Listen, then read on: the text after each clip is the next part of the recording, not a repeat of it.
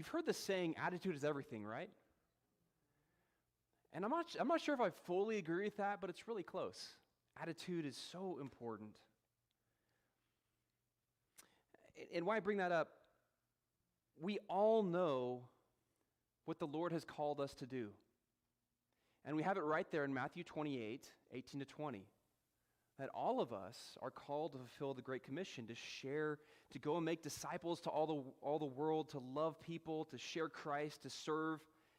We know that we're supposed to use the gifts God's given us and be witnesses wherever He sends us.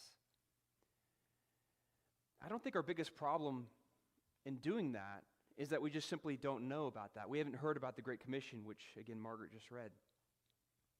What if part of what's keeping us from actually living out the mission God's given us is that our attitude? What if it's the attitude we're bringing to the assignment? So often I think we're intimidated because we think we're not capable enough. You felt that way? Feel overwhelmed with the mission in front of you? How about those of us that we've tried something and we've gotten hurt or rejected, but we're afraid to try it again? What if we've turned serving Jesus into another place where we're trying to prove that we're successful, valuable, or good enough? What if what we need this morning isn't another sermon telling us that we need to evangelize? What if what we need is a few changes in our hearts, some changes in our heart posture, which makes serving Jesus not only possible but joyful? The illustration that I would use if you were to ask a time when attitude changed and it changed everything is when I was a teenager. Our student ministry group left Dallas, polluted, crowded, landlocked Dallas, for Laguna Beach Christian Resort in Panama City Beach, Florida. And I was so thrilled. Here he was, this teenage boy, and headed into this beach with my friends, and I wanted to have fun. I wanted to win all the camp competitions. You remember those days? You go into camp, you want to win, you want your team to win. I had all these expectations about things I wanted to get out of the trip and make memories and impress people. And somewhere along I-20, heading east on the bus, God really started working on my heart. And I remember journaling and making a decision. This trip is not going to be about me. Instead of asking, what can I get out of this, I started asking, Lord, how can you use me? And if that means cleaning up while everyone else is out playing, that's okay. If it meant setting up chairs, great. I'd rather be of service and available to God than to try to just derive pleasure from this. And what's remarkable is that nothing about the trip changed, but my attitude did, and that changed the whole experience. It became one of the most joyful, transformative experiences in my life. And something that's even more crazy about the trip is who was speaking and leading worship. This is in the mid-90s, and there's this up-and-coming worship leader named Dave Crowder who just released his first indie album that was leading the worship force. Pretty cool, right? There's also this up-and-coming big old black preacher he's a football player, Vodi Bakum, who was leading the preaching. So I had David Crowder leading worship, Vodi Bakum that was leading the preaching, but the most important thing wasn't what was happening on stage. It was the attitude that I brought. 30 years later, a few months ago, during my sabbatical this summer, I went back to Laguna Beach to stay for a few days with my family. And just standing there and listening to the waves, just remembering, it brought back that heart attitude. In fact, what you're looking at on the screen, the whole logo for the Reset series, this is actually a picture of the boardwalk leading in to Panama City Beach from the resort. And so it just made a huge impact on me. It was really interesting being on sabbatical for 3 months, and I wasn't operating inside normal structure of church ministry. I didn't have to do pastoral things. I didn't have to answer emails or phone calls or go visit people or any of that. I wasn't constantly preparing for more sermons or all of those things. And it gave me an opportunity to ask a simpler question. Lord, I'm yours. I've got nothing on the agenda. How can you use me today? And there's tremendous freedom and joy in living that way and looking for everyday opportunities to evangelize, pray for, and encourage other people to embrace Jesus. And that's what brings us to Luke chapter 10. I encourage you, if you don't have your Bibles open, feel free to turn there. If you don't have a Bible, you're welcome to follow along on the screen. But in Luke chapter 10, we see Jesus sending 72 ordinary people and an extraordinary assignment. And the question is not, should they be sent? Yes, Jesus is sending them. The question is, how are they going to carry out that mission? Because they're inadequate for it. They're going to be rejected. And even if they're wildly successful, Jesus is going to have to remind them that where their joy really comes from. I think these are exactly the kind of heart adjustments that many of us need today if we're going to rediscover the joy of the mission. A little secret, one of the things I missed most about pastoring was the conviction I got while studying God's Word for sermons. And so I'm so grateful for this message and for this chapter, and I hope that it's encouraging to you. And the Gospel of Luke is written, it's eyewitness testimony from Luke, the physician, the traveling companion of the Apostle Paul, who went around a couple decades after Jesus' ministry and went around and got eyewitness testimony of all these things that are happening. And so maybe Luke was talking with some of the 72 actually going out on this mission. And so it's exciting to see and listen in to what they had to say and what they have to say to us today. The first thing, it's so important that as we go out on mission, we must first and foremost have a desperate dependence upon Jesus. It's so easy to forget that. We must have a desperate dependence upon Jesus. And we see that here in the first few verses. After this, the Lord appointed the 72 others and sent them 2 by 2 ahead of him to every town and place where he was about to go. And so what's going on in Jesus' life is that he is making the turn from ministering in the Sea of Galilee area, and he is transitioning, heading towards Jerusalem for the purpose of dying on the cross to save us from our sins. And so he's made that transition. It's such an important journey. And Jesus had just been teaching about people what it means to truly follow him. In chapter 9, he sent out the 12 disciples. He fed the 5,000.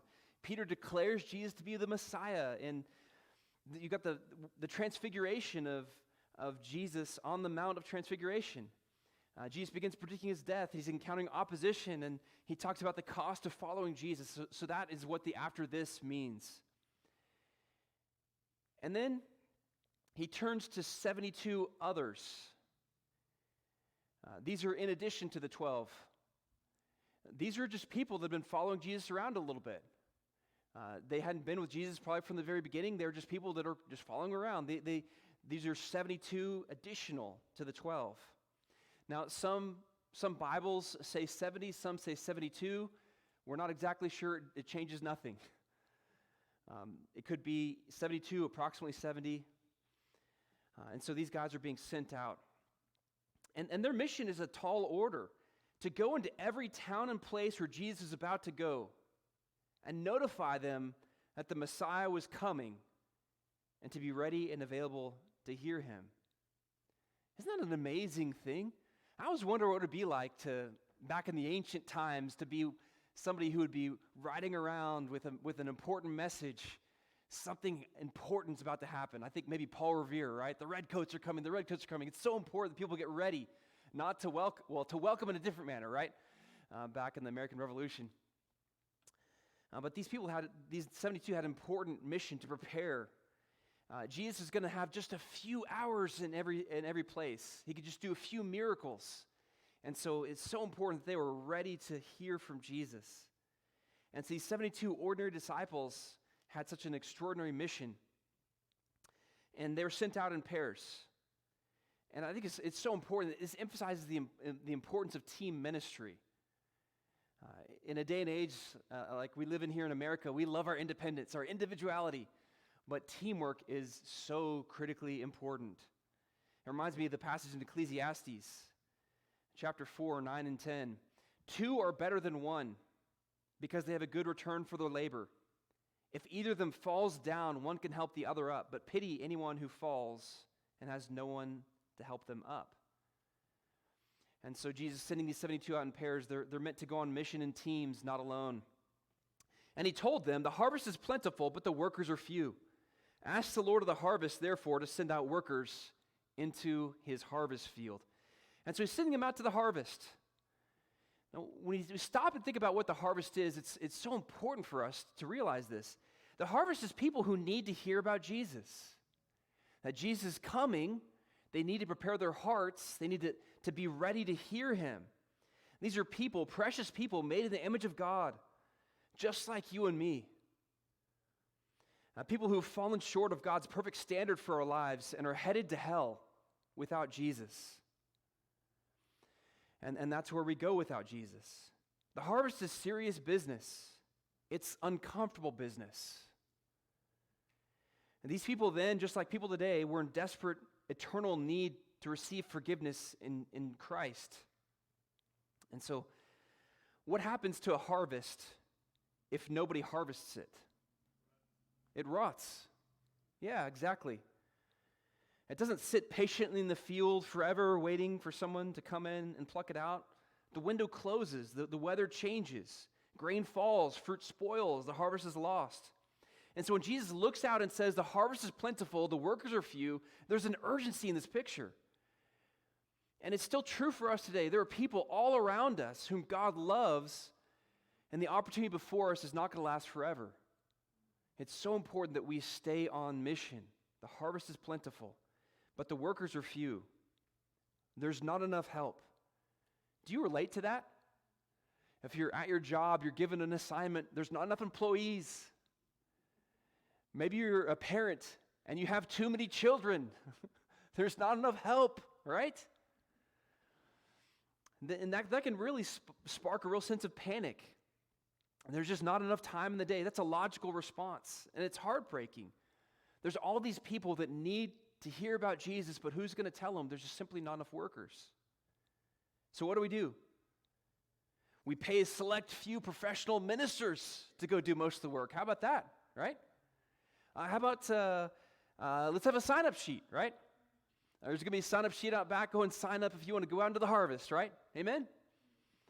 What about tracks, right? Let's get those tracks going. Let's get people out there with what are we to do? Now, none of those strategies are bad, right? But the Lord gives us a better strategy. We are to pray, to ask the Lord of the harvest, therefore, to send out workers into his harvest field. This is the single most important strategy to telling people about Jesus, is to acknowledge our total dependence upon him. We can't do this by ourselves. And at the surface level, it sounds almost depressing, right? We can't do this. But it's so much more powerful. So let's trust the one who can. He is the Lord of the harvest. It's his responsibility. What we need most is to get down on our knees, recognizing our inadequacy to meet the spiritual needs of the community around us, and passionately and persistently plead with the Lord for him to move and reach people all around us. Would you join with me in doing that here? Whether at Christ Community Church in Ocala or the broader area, would you join with me in just praying regularly, daily, that the Lord would raise up laborers for his harvest? But there's more than just simply praying. We're also called into action. And Jesus gives some direction here in the next verses as far as what it looks like to be someone who is sent into the harvest. Go, he said, I'm sending you out like lambs among wolves. And so the first thing Jesus says is, go. I'm about to walk. You guys need to get out there. Go into these towns. Tell them to get ready for my arrival. Go now. Don't wait around. And then he says something that is extremely demotivational, right? You would not include this in a sales pitch. He says, I'm sending you like lambs among wolves. That's a major problem. That's great peril.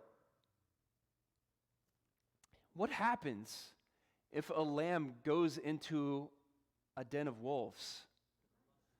Lunch, buffet, slaughterhouse. It's hopeless, right? It's awful. And you're welcome for not asking AI to draw it graphically, right? You're welcome, wife. But you see what's going on here? A lamb on its own is defenseless and would be slaughtered. The wolves would gorge themselves on the lambs. But are these 72 going alone on their own power? No, they are not. The good shepherd is with them. It doesn't mean that there's no danger or fear. It just means the presence of Jesus in the midst of that danger or fear.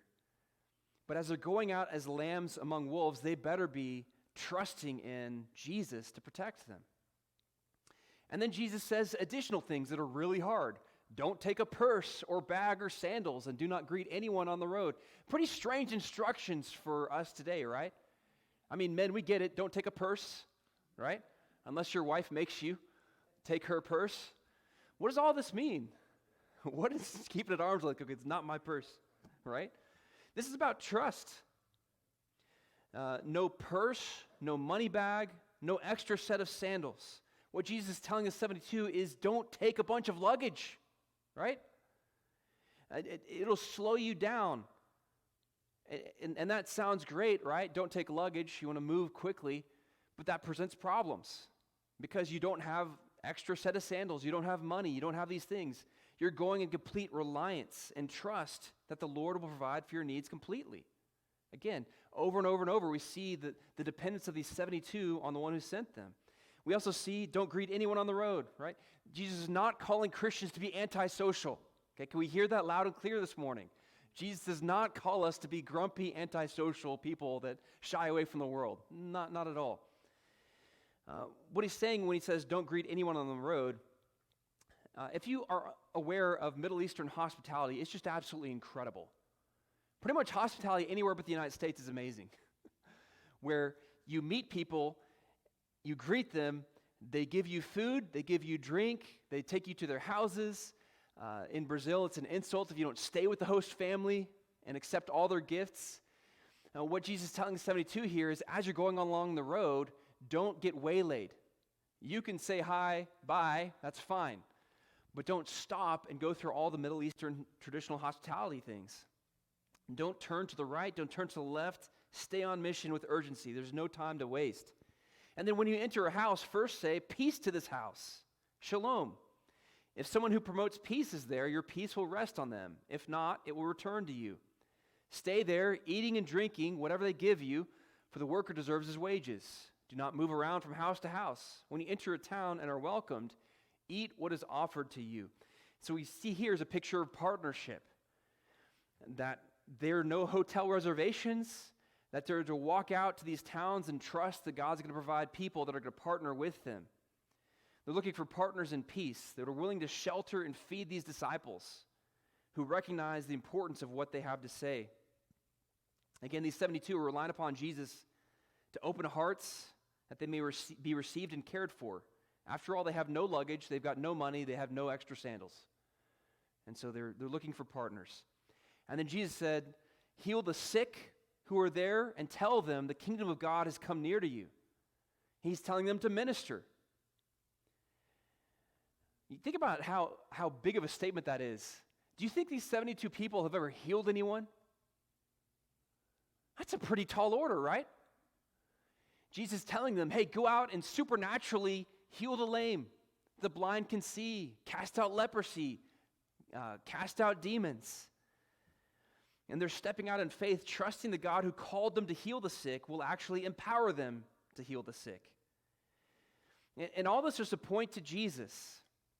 The kingdom of heaven, the kingdom of God has come near. What an amazing moment. Jesus Christ, the Messiah, was literally on his way to that town, and they needed to be ready to receive him.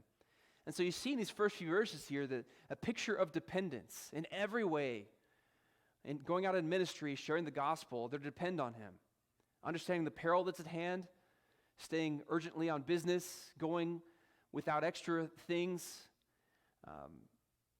They were dependent in every way upon Jesus. Where's Jesus sending you? Where's your harvest? Where's your portion of the harvest? It's so important for you to identify that. I'm going to run through this quickly, but maybe one of these speaks to you. Maybe your harvest is teaching. It's taking God's word and explaining it to somebody else and seeing the passion and application behind that word.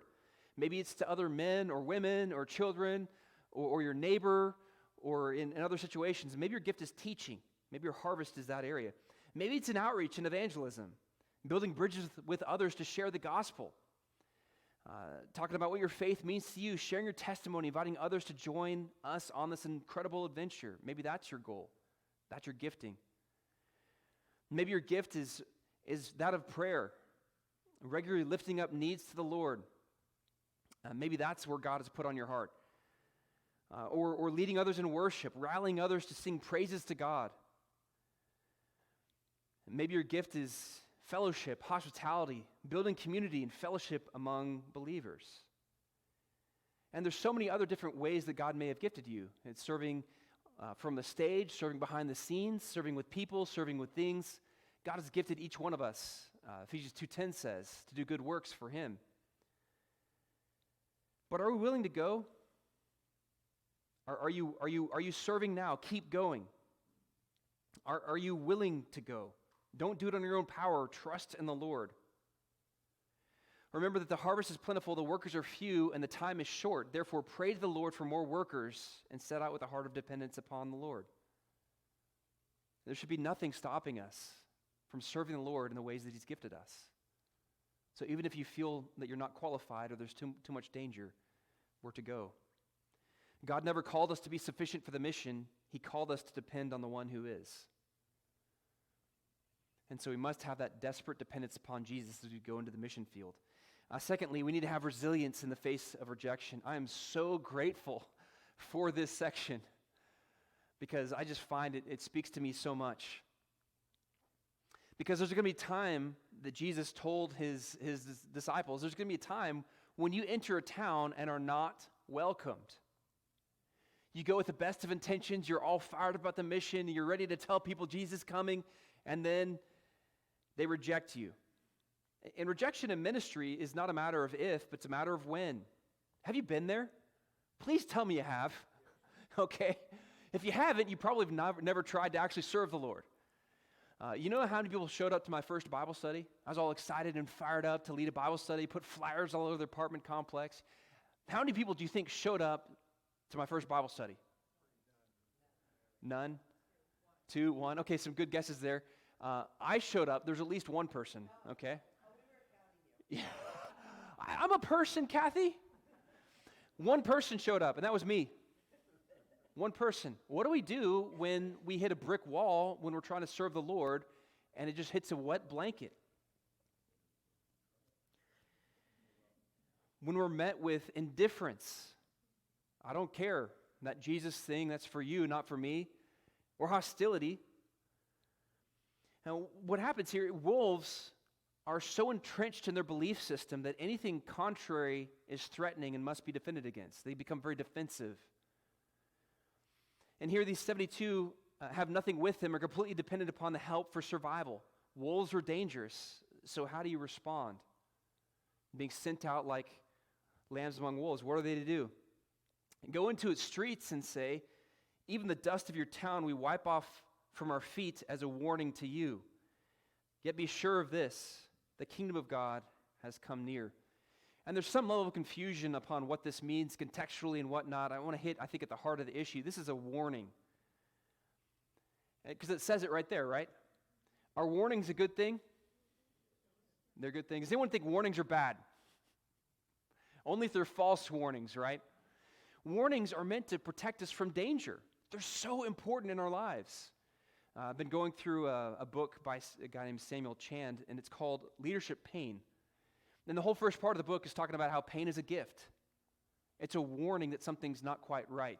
And the first part of the book all talks about leprosy and how people, when they don't have the warnings that the stove is hot, don't touch, that they start losing limbs and it's gruesome and awful. And that sometimes we need to embrace pain. We need to embrace warnings. Something needs to change here. And so these disciples, as they're leaving, they're not indignant trying to preserve their honor, these things. What they're effectively doing is they're telling these towns, we have faithfully brought you God's message. You have chosen to reject it. We cannot force you to receive it. You are responsible before God for your response. We're not going to remain here indefinitely trying to compel you. We've done our part. We will entrust you to God and continue this mission. And so what they're doing is they're wiping the dust of their feet off and moving on to the next assignment. They're not carrying the failure with them. That's a good message. It's a good message for me. And on the way out, they're warning him one last time, Jesus is coming. You better be ready. So even as they're leaving, they're still imparting the mission. And then Jesus continued saying, I tell you, it'll be more bearable on that day for Sodom than for that town. That's a strong statement. When you think about the wickedness of Sodom, remember the story of Lot and his daughters and all the wickedness and terrible things that happened? Sodom was a town, Sodom and Gomorrah and the plains in that area were so wicked that God said, I need to destroy these towns immediately. And they got to experience hell on earth, burning sulfur falling from the heavens, obliterating the cities, never to be inhabited again. These are horrible people, and Jesus says it's going to be more bearable for Sodom than these cities that have rejected you and rejected me. What does that mean? That's a deep statement. What it means is rejecting Jesus and the kingdom of God constitutes a greater offense and brings greater judgment than all of the wicked sins that destroyed Sodom. From everyone whom much has been given, much will be demanded, and the one who has been entrusted much, much will be asked. These towns that were receiving the 72 had direct exposure to the kingdom's message and representatives, a privilege that Sodom never possessed. And so these towns are going to be judged more harshly than Sodom, is what Jesus says. And then he starts listing some of the cities. He says, woe to you, Chorazin, woe to you, Bethsaida. For if the miracles that were performed in you had been performed in Tyre and Sidon, they would have repented long ago, sitting in sackcloth and ashes. But it'll be more bearable for Tyre and Sidon at the judgment than for you. And so what he's doing, this is a strike at legalism. And so I'll explain the cities real briefly. Bethsaida was a fishing town near the Sea of Galilee. It was associated with several disciples, including Andrew and Philip. Jesus performed many miracles there, including healing of a blind man. The feeding of the 5,000, which just happened, occurred in the vicinity of Bethsaida and just the previous chapter. Chorazin is another Galilean town near Capernaum. Jesus did miracles there. It's large, well-preserved. And there's a picture I took at Chorazin. This is a picture of the synagogue, which you can still see today when you go and visit.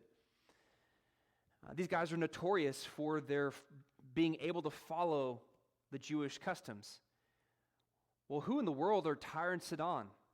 These are Phoenician cities that are notorious for slave trafficking of Israelites. These are sworn enemies of the people of Israel. These are cities known for their hardness of heart and spiritual blindness, but Jesus suggests that even they would have responded to his works with genuine repentance.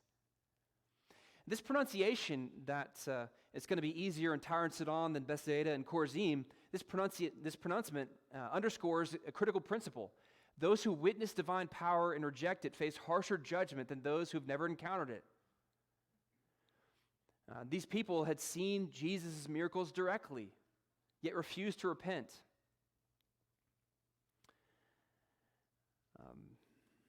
Jesus effectively saying to these Jewish towns, you think you're in good standing with me, but you've blown it worse than these two notorious and pagan enemies of yours.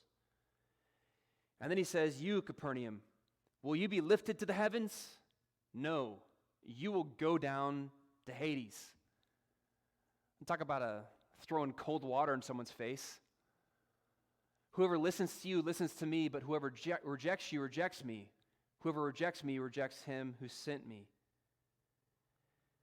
If you go to Capernaum today, you know what Capernaum is known as? You see it on the screen. Capernaum is known as the town of Jesus, the hometown of Jesus. Jesus did not have a home during his ministry, and the closest thing he had to home was Peter's home. And this is where he did many miracles. And so Peter's home is actually in Capernaum. And so you go there today and you see all this pomp and circumstance about this is the hometown of Jesus. And Jesus is saying to effectively his hometown, were you going to be lifted up into heaven? What Jesus is saying is, will your adherence to the law and proximity to me save you? He says, no. Your adherence to the law, your righteousness will not save you. Your proximity to me will not save you. You're going to hell. Because when we reject Jesus, that's what happens. And it's so important to notice the progression here. It's not about the messengers. They're not rejecting the messengers. They're rejecting Jesus. So when you and I, when we step out to serve the Lord, when we want to teach a Bible study, when we want to serve and teach the children, when we want to do things that are honorable and good to God, and we get rejected by that, as long as we're not doing something stupid, and we're not getting rejected for being dumb, when we're actually authentic in our approach, they're rejecting the Lord, not us. So the principle here that we need to learn, that I need to learn, is don't take rejection in ministry personally. Maybe we're doing it right. Is there dust in your life? Like these disciples shook the dust off their feet. Is there rejection, disappointment, or setbacks that you're carrying that Jesus is asking you to let go of? This is so important. Remember the last time you stepped out in boldness and courage to serve and it didn't go like you planned? Maybe you experienced rejection. Maybe the rejection of someone that you genuinely love. You're trying to tell a family member about Jesus, or a friend, a coworker, neighbor. You were faithful in sharing the gospel. They said, no, we can't take that personally. We should not take that personally. Let it go. They're not rejecting us. They're rejecting the Lord. Maybe it's a ministry effort that failed. Bible study fizzled. One person showed up, right? Outreach went nowhere. A person walked away. The idea simply didn't work. Don't carry the failure with us. How about pain, painful criticism, or misunderstanding? When you try to serve the Lord and it turns into an opportunity to attack you personally. Oftentimes you share the gospel today, what do you get hit with? You bigot, you're saying that only Jesus saves? Yes, that's exactly what I'm saying. Well, actually, it's not me, it's the Bible. It's not that we're bigots. It's that they're rejecting the message of Jesus. And so when we're questioned or criticized for how we serve or form an opinion of us that we can't change, don't hold on to that. Let it go. Forgive. How about regret? This one really bothers me a lot because so often I serve Jesus quite imperfectly. There's not one sermon that goes by that I'm like, man, that was perfect. There's always something that I said that I know I shouldn't have said. There's always something that I didn't say that I wish I would have said. It just comes with the territory. And so the tendency is to regret. If I only would have done it this way or that way, then maybe there'd be more fruit. We're not to carry regret over our own mistakes with us into the future. Perhaps you handle things poorly.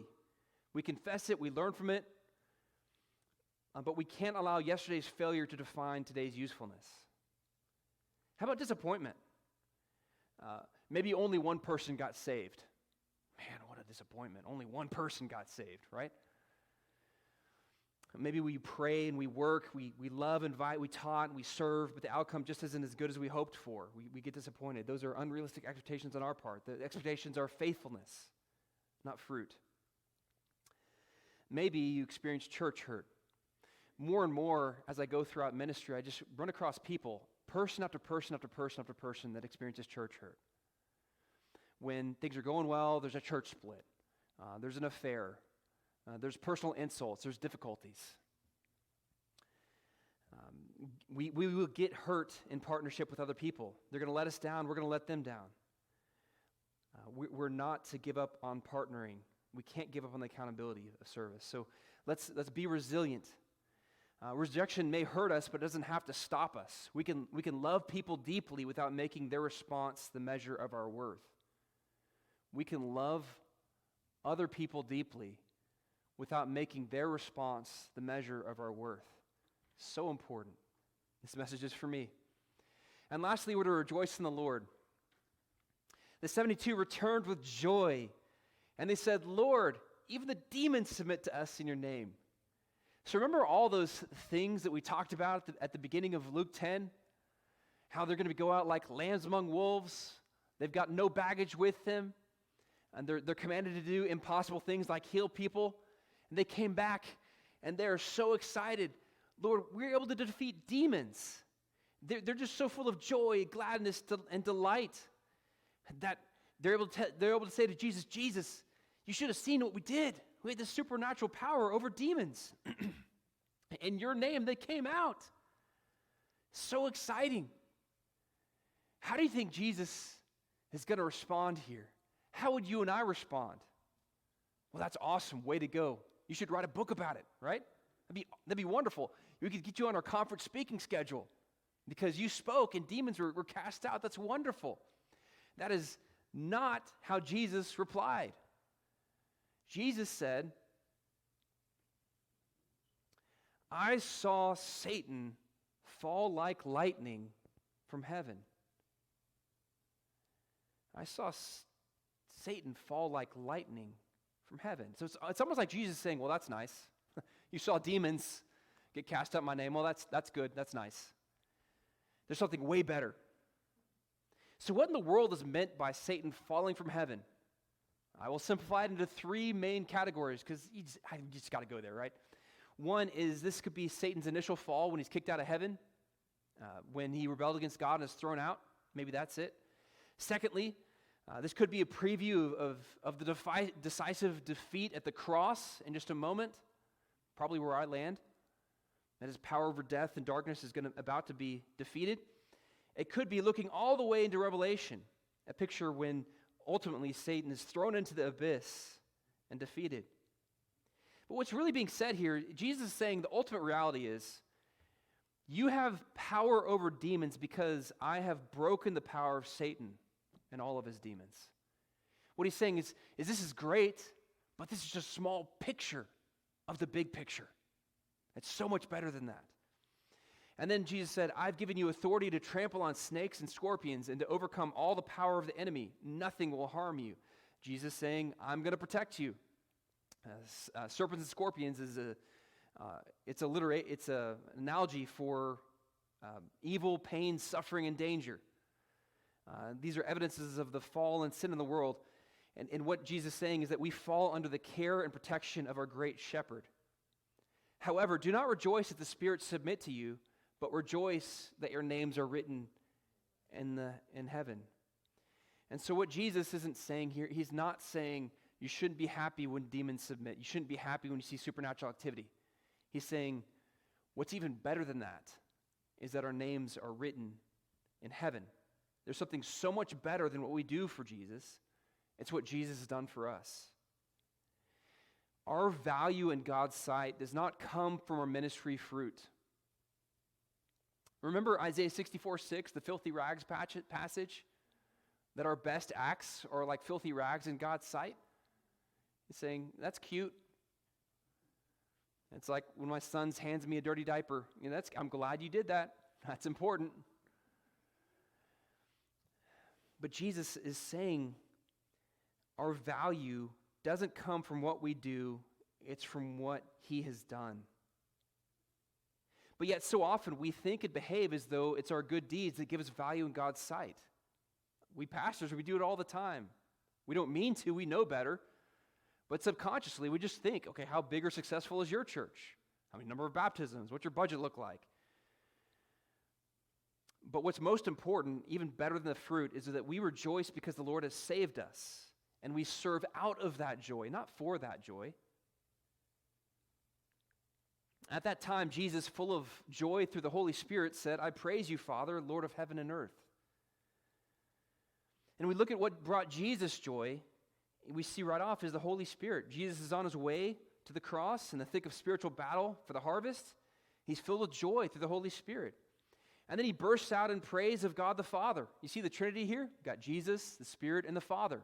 It's all throughout Scripture. And he's praising. What could Jesus praise God the Father for? His eternality, his power, his goodness. What Jesus praises him for, at first glance, could be a bit perplexing.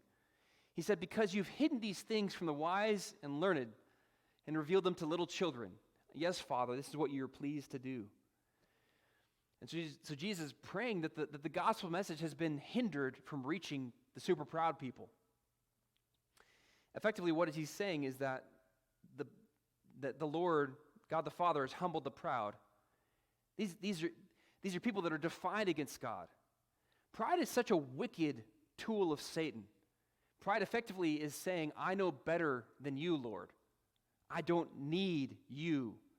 Pride says, I've got this on my own. I can earn my way to God by following his law and look down upon everyone else that's not as good as me, right? It was a prevalent mentality back then. It's a prevalent time now. And Jesus is saying, I praise you, Father, because you've reversed the order, that you have saved the humble. Jesus is revealed to the little children, the teachable, those who are relying upon God, who have desperate dependence upon him. Does that describe you and me? I sure hope it does. And Jesus continued, all things have been committed to me by my Father. No one knows who the Son is except the Father, and no one knows who the Father is except the Son, and to those who the Son chooses to reveal to him. And then he turned to his disciples and said privately, blessed are the eyes that see what you see, for I tell you that many prophets and kings wanted to see what you see, did not see it. They longed to hear what you hear, but did not hear it. And so this is the fulfillment of prophecy. This is such an incredible moment. Think about this. This is the culmination of 4,000 years of waiting, ever since Genesis 3:15 and sin entered the world, and there's a prophecy that one day there's going to be a son of Eve who's going to destroy Satan's head, and he's going to be struck in his heel. Every Old Testament prophet was longing to see this day, every godly king. We see this in Genesis 12, Abraham's offspring, with blessing to all nations fulfilled right here in Jesus. In 2 Samuel 7, David's eternal messianic lineage right here in Jesus. Isaiah 7:14, the famous Christmas verse. The virgin will conceive and give birth to a son. They'll call him Emmanuel. He's right there in front of you. And then we see Isaiah 52 and 53 was about to be perfectly fulfilled as Jesus hung on the cross, dying for our sins. And what Jesus is saying is, the one that all these guys were waiting for, standing right in front of you, right here, right now. And that's the key to us being joyful today, given all the unique challenges that we're facing. One of the hard things about being a pastor is all the prayer requests that you get, because you guys go through some difficult things. We go through difficult things. Dementia, hard cancer, death, all of that. How can we be joyful in the midst of life's disappointments and trials? What reason do we have to rejoice? How about rejoicing because our names are written in heaven, the same way as these 72? Our circumstances may change dramatically, but our deepest identity and eternal destiny are secure in Christ. Again, salvation is only for the Christian. Christian means one who belongs to Christ, and you know in your heart whether or not you've given your life to Christ. If you have, your brother or sister. If not, get on board. Embrace Jesus. So we're saved. How about this? Jesus has won. Jesus has already won the decisive victory. We don't have to fight it. I love Armageddon. You know what our role is in Armageddon? We're bystanders, right? We just watch. We don't have to pick up a spear or arrow or throw or engage in battle. Some of us is a really good news. In fact, for all of us, it's really good news, right? Jesus already won the victory. How about the God's at work? God is still at work. I love the passage in John when they were ridiculing Jesus for healing and doing works on the Sabbath, and Jesus said, my Father is always working. Amen? God is always at work. Romans 8:28, he works in all things for the good of those who love him. He's at work. And we can join him in this work. We can participate in what God is doing. He invites us to join his team, not because he needs us, but because there's great joy in coming alongside him. What an extraordinary mission and privilege it is to go on to his mission field and to go into the harvest. It's incredible that he uses imperfect people like you and I to carry his message, love people, serve, pray, and make disciples. Let's rejoice because we know Jesus in a way that previous generations longed to know him. Prophets and kings long for this day, that we have the Holy Spirit inside of us, that same joy that Jesus tapped into right here, we have access to right now for joy. And how about rejoicing because we're secure? That our joy is not dependent upon any of today's circumstances. We can grieve disappointments, rejections, sickness, loss, and failure, and still possess a deeper joy. That we belong to Jesus. Nothing can happen today that can undo what he's already done for me. Our greatest joy is not in what we accomplish for Jesus, but in what he has already accomplished for us. When we go out on the mission field, when we serve, we're not trying to earn brownie points. We don't need to earn brownie points. We're not trying to earn his love. We don't need to earn his love. We already have his love. And so we serve out of joy. not trying to find joy. So is there something that you would attempt for Jesus if you really believed you had nothing left to prove? Is there something, maybe something in your past that you're holding on to, rejection, failure, hurt, that you need to let go of so that you can embrace what the Lord has called you to? It's so important that we not allow the past to trip us up, that we have the right attitude, that we're willing to say, no matter what, Lord, I'm yours. Send me. I have nothing left to prove. Whatever you want to do through me, wherever you want to send me, I'm available. We don't have to be capable enough to serve. God uses the weak people like us. I think it's fascinating, just in this case study with two disciples, two apostles. You've got Paul. Paul was trained to be an expert Pharisee. He was well respected. He was raised in that whole world. And if anybody's to minister to the Jews, it would be Paul, right? What does Jesus do? Sends him to the Gentiles. How about Peter, this Galilean, raised in that area? He was regularly exposed to Gentiles. What does Jesus do with him? He sends him to lead the church in Jerusalem. So often the Lord reverses us and puts us in situations where we're not comfortable so that we don't rest in our own strength but in His. We don't have to be capable enough. We need to depend upon the Lord. Also, we don't have to control the response. Rejection, we don't have to take that personally. Our responsibility is to serve and let God bear the fruit. And at the end of the day, none of us have to prove our significance. We can rejoice no matter what the Lord brings about as a result of our service. So these are three really important shifts in attitude that I really needed to hear, and I think I'm probably not the only one. That as we go out to fulfill the Great Commission, we can do so with desperate dependence upon Jesus, resilience in the face of rejection, and rejoicing as the battle's already won. We're about to sing a song and encourage the worship team to come forward. This is the song that was playing when I accepted the call to come and pastor here at Christ Community Church, so it really means a lot to me. And it's a prayer. It's take my life and let it be. And my hope is that today we would join in this prayer together, that we say to the Lord, take my life and let it be, consecrated, Lord, to you. Whatever you want from me, I want to serve. I'm not going to have a bad attitude. I'm just going to go and trust in you. Heavenly Father, we come before you today with sobriety. We understand that the mission you called us to is great, that you've called us to take the message of the cross to a dead and dying generation, and that you have chosen us to take that message. And Father, we know that we're not worthy. We know that we do not deserve this. We know that we are not qualified or even capable of communicating your love to these others in a manner that changes lives and hearts. So we depend upon you to supernaturally move. So Father, I pray that all of those of us that are in here, Lord, that you would give us the strength to step out in faith, depending upon you, that you would do and accomplish supernatural things in our families and with our friends and neighborhoods and community and in this church, to do things that we can't do on our own, we can't take credit for, as we desperately depend upon you. And Father, please harbor our hearts from the pain of rejection. And as we experience setbacks and failures, whether it be of our own fault or someone else's, Father, please help us to remember that we're doing this for you. We want to honor you, and that we believe as we step out to serve you, that does please you. We're doing this for you, and we're trusting the harvest to you. And Heavenly Father, I pray for just thanksgiving, that you have saved us, you've rescued us from the dominion of darkness and despair. That though every single one of us deserves hell and damnation for our sins and our failures, you've rescued us through the blood of your Son and our Savior, Jesus Christ. May we, as we leave here and go on the mission field, may we leave with great rejoicing, knowing that our names are written in the Lamb's Book of Life, and we will spend eternity in heaven forever with you, rejoicing in your presence. You are worthy, you're amazing. What a privilege it is to serve you. And I pray these things in Jesus' name. Amen.